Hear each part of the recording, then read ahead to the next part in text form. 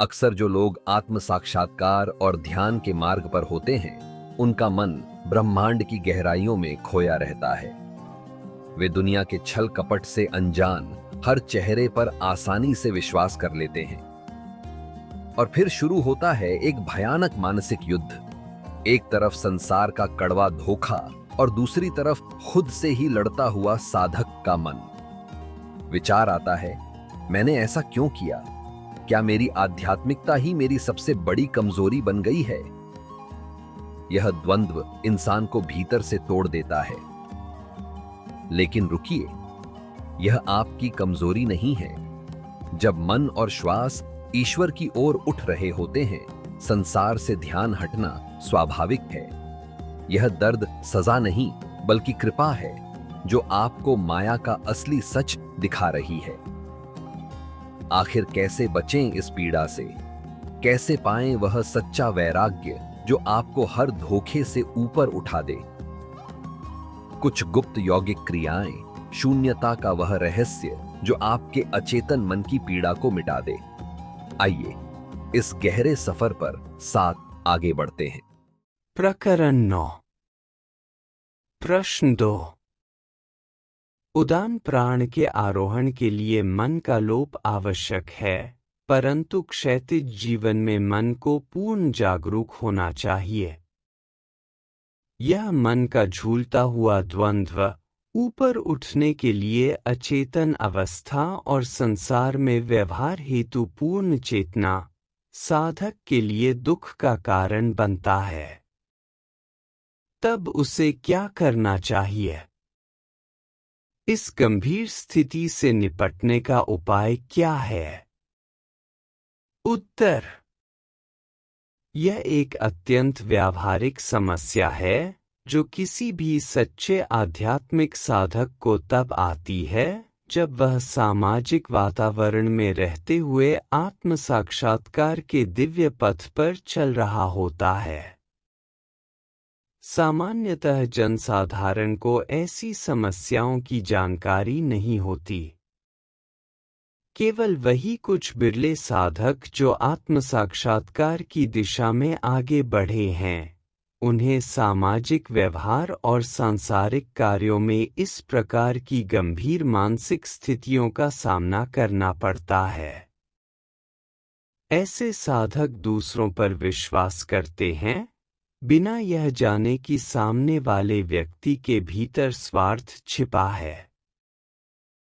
वे उनके शब्दों और चेहरे पर विश्वास कर लेते हैं और अंततः भारी हानि उठाते हैं, क्योंकि सांसारिक लोग अपने शब्दों, नैतिकता या मूल्यों पर नहीं टिके रहते। परिणामस्वरूप सांसारिक लोग बार बार एक दिव्य व्यक्ति को धोखा दे देते हैं और वह भीतर से तथा बाहर से अत्यंत पीड़ित हो जाता है। आखिरकार आध्यात्मिक व्यक्ति स्वयं को और अपने भाग्य को दोष देता है और इन सभी कष्टों को अपने प्रारब्ध के रूप में स्वीकार कर लेता है।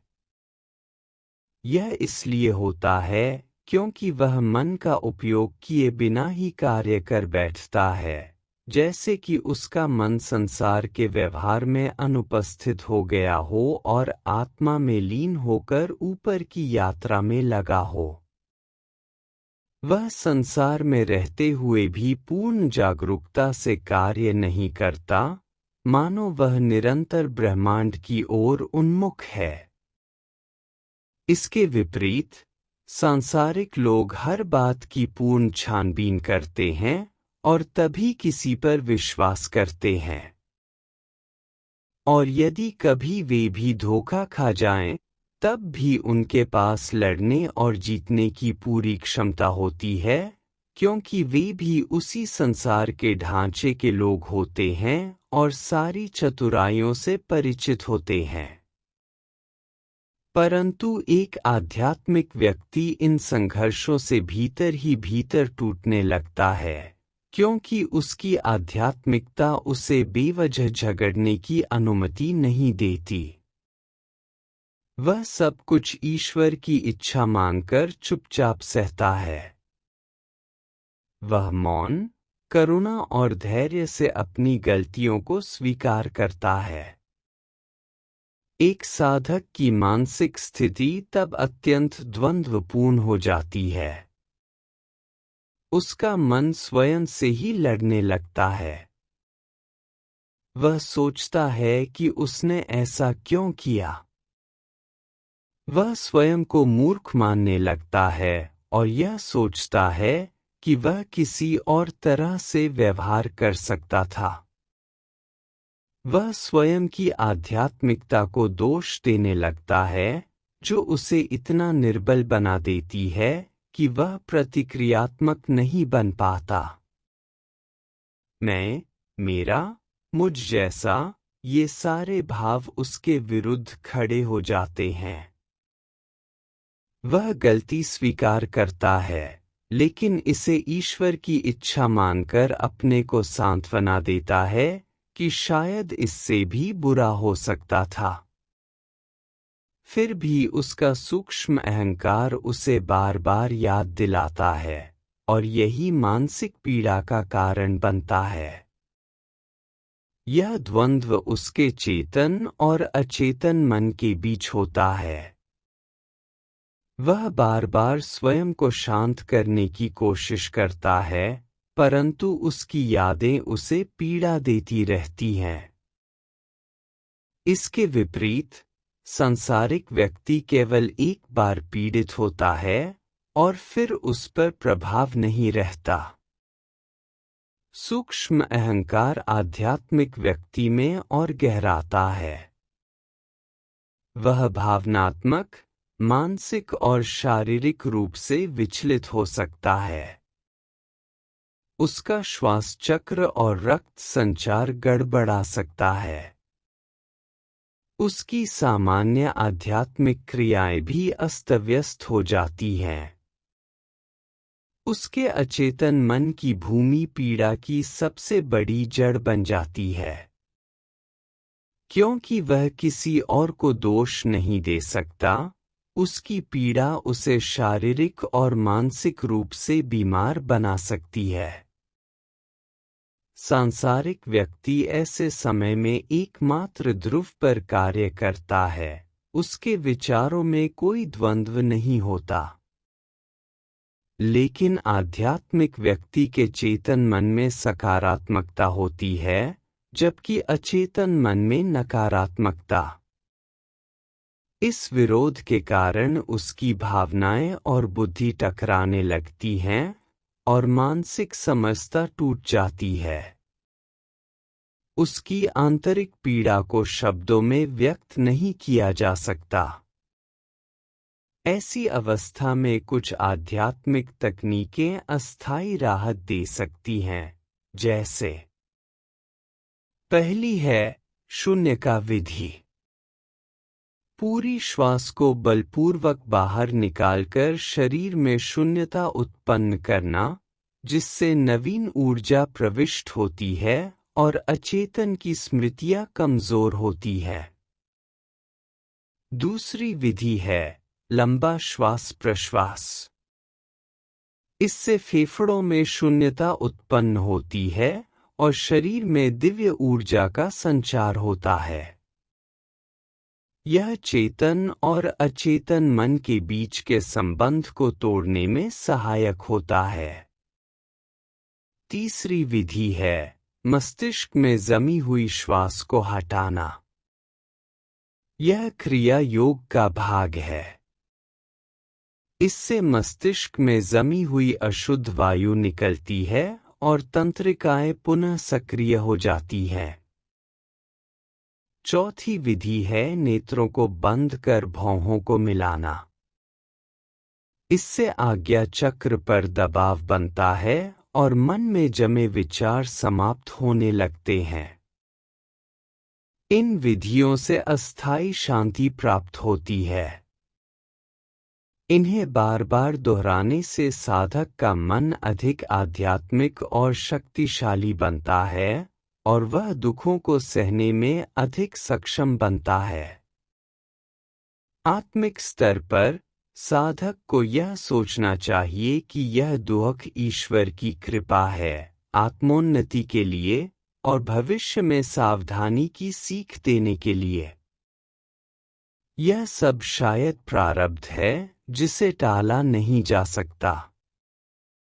अतः साधक को इस दुख को सहन करना चाहिए और इसे कृतज्ञता के साथ स्वीकार करना चाहिए।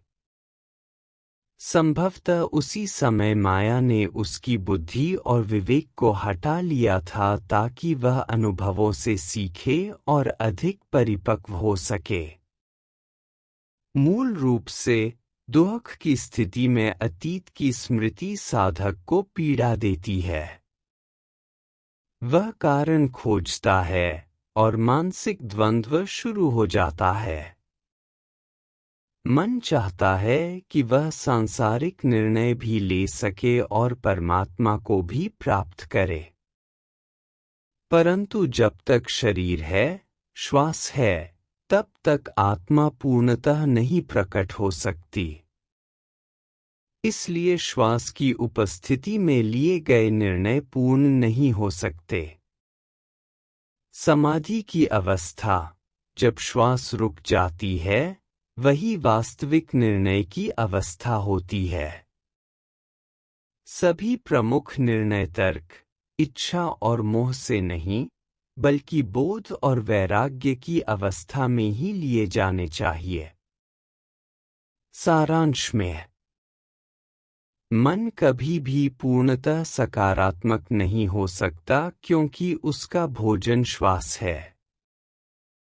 जन्म स्वयं अपूर्णता का प्रतीक है। मृत्यु ही श्वास की समाप्ति है, वही मुक्ति है। हम सब माया में रहते हैं और हमारे सभी निर्णय भी माया में होते हैं। माया भी ब्रह्मा का ही भाग है। इसलिए माया की उपासना करके उसे प्रसन्न कर हम सही निर्णय ले सकते हैं। सही निर्णय वह है जो माया को स्वीकार करके जागरूकता के साथ लिया जाए, न कि अचेतन अवस्था में। हम 99% माया हैं और केवल 1% आत्मा। इसलिए निर्णय लेते समय पूर्ण जागरूकता जरूरी है। माया ही भगवती है और सभी भौतिक निर्णय उसकी जागरूकता में ही लिए जाने चाहिए। यदि कोई निर्णय गलत हो भी गया है, तब भी कुटस्थ चैतन्य में की गई प्रार्थना और ईश कृपा उसे सुधार सकती है, क्योंकि माया भी ईश्वर की इच्छा से ही चलती है। लेकिन तब तक व्यक्ति को उसका फल भोगना पड़ेगा जब तक वह प्रभाव समाप्त न हो जाए। निष्कर्षतः, एक दिव्य व्यक्ति को सब दुखों को ईश्वर की इच्छा मानकर सहन करना चाहिए और उसे आत्मिक परिशुद्धि का माध्यम समझना चाहिए। ईश्वर ही करता है। चेतना और अचेतना दोनों उसी की शक्तियां हैं। हर कार्य उसी की इच्छा से होता है। यही आत्म साक्षात्कार का वास्तविक दृष्टिकोण है, जो चेतना और अचेतना दोनों से परे है। अंततः जैसे जैसे साधक आध्यात्मिक पथ पर आगे बढ़ता है, उसमें वैराग्य विकसित होता है। यह वैराग्य उसे सांसारिक कष्टों से ऊपर उठने की शक्ति देता है। जब वैराग्य मन पर राज करता है, तब माया उसे नहीं डिगा सकती। फिर उसके लिए सांसारिक समस्याएं अर्थहीन हो जाती हैं और वह बिना किसी पीड़ा के सब कुछ जीत लेता है। तब वह वास्तविकता के साथ साक्षात जीवन जीने लगता है।